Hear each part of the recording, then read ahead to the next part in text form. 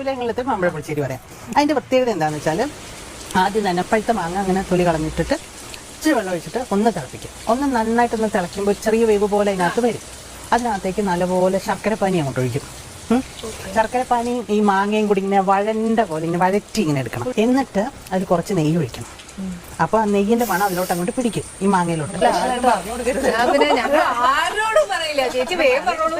എന്നിട്ട് അതിലേക്ക് വേണം നമ്മൾ കുറച്ച് തേങ്ങ, ഒരു പിടി തേങ്ങ, കുറച്ച് തൈര്, കുറച്ച് മഞ്ഞൾപ്പൊടി, കുറച്ച് മുളക് പൊടി, ഇത്രയും മാത്രം. ചുമ്മാ ഉള്ളി ഇഞ്ചി ഒന്നും കൊണ്ടിടരുത്.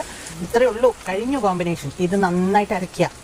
ഈ മാമ്പഴത്തിന്റെ ഈ കുറുക്കി വെച്ചില്ല അതിനകത്തോട്ട് ഒഴിക്കുക.